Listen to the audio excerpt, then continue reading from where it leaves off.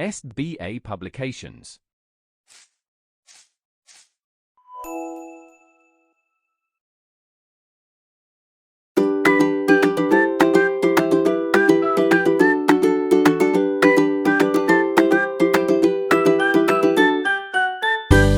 Hello, dear students. How are you all? I hope that you're doing nice. And today I am here with chapter number 17 of our grammar, that is adverbs. So let's begin.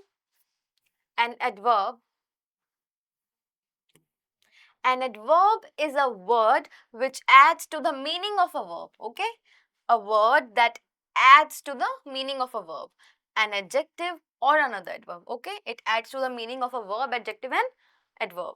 An adverb can modify any part of speech except a noun, pronoun, and interjection. So it can modify any part of speech except noun, pronoun, and interjection. For example, the leader spoke politely. Sushmita is an extremely beautiful woman. She writes very neatly. Okay, now let's see what are the kinds of adverbs that we have. So there are 6 categories of adverbs. First is adverbs of time, that answers to the question when. Okay, for example, he will come home tomorrow. When? Tomorrow. She wrote to me yesterday. When did she write to me? Yesterday. Adverbs of place, and it answers the question where. Place, where. Okay. For example, he lives here. The boys are waiting outside. Okay, it indicates the place. Now we have adverbs of manner, that answers the question how. The old man walked slowly. How did he walk? Slowly. The soldier fought bravely. Okay, now we have adverbs of frequency, that answers to the question how often. I visited him once. You are always late. Okay, now we have adverbs of degree or extent or quality. It answers to the question in what degree or to what extent or how much. For example, you are partly wrong. She was almost angry. Now we have interrogative adverbs, that is the last part, and these are used to ask questions. Why are you late? How are you today? Okay. Now we have positions of adverbs. What it means, let's see.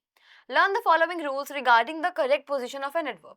When an adverb modifies an adjective or another adverb, it is placed before the adjective or the adverb. If we are using adverb to modify adjective or adverb, it will come before it. How? James coughed loudly in metro. The speaker spoke very well. Okay.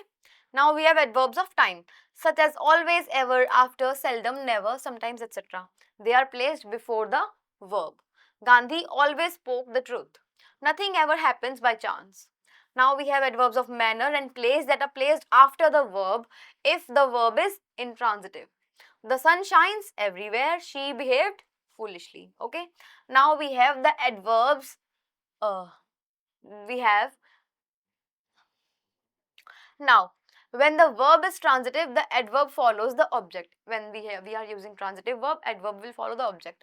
She cooks food carefully. He does his work honestly. Okay. So an adverb is placed after the verb be. That these are its forms. I am never late for school.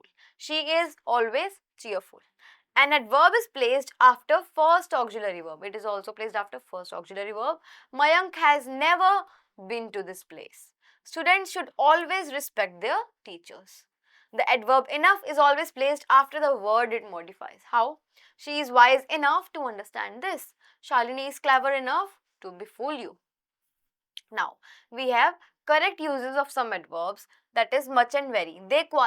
Much qualifies adjective or adverbs in the comparative degree and very in the positive degree. Okay. The patient is much better today. The child walks very slowly. Now we have much, that is used before past participle, and very is used before present participle. The child was much delighted to see the mother, and a very pleasing sight greeted us. They are both different, as we can see. Now we have very, that is often used as an adjective in the superlative degree to lay emphasis. For example, he is the very best singer in the class. Very is also used to modify much. I am very much pleased to see you. Very is sometimes used as an adjective, so it is also used as an adjective. How? This is very noble. I was looking for. Much is used to modify a verb and that verb too. You talk much. This question is too much difficult for me. Now we have too and enough. The adverb too means excess of some kind or more than enough. It is too hot to go outside. This girl talks too much. This man is too old to walk. This news is too good to be true. And my heart is too full of words. Now we have to note that too has a negative sense when followed by to infinitive. Okay, enough means sufficient. It is always used in the positive sense. He is strong enough to do it. The dog ran enough to overtake the cat. Now we have fairly and rather. Fairly is chiefly used with favorable adjectives and adverbs like well, bravely, nice, etc. This girl is fairly clever for her age. It's fairly common disease. The horse runs fairly fast. Now, rather is chiefly used before unfavorable adjectives and adverbs like bad, ugly, stupid. Milk is rather hot. Anoop is rather late today. I would rather not go. Now we have before and ago. So before means formerly or on a former occasion. How do we use it? I never met Anamika before. We have never seen virus like corona before. Now, the adverb ago means from the present time relating backwards. I met Rohan 2 months ago. The farmer died 4 days ago. Now we have quite, that means entirely, fully, completely.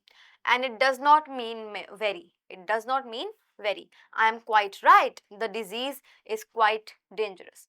I hope you understood the concept of adverbs now.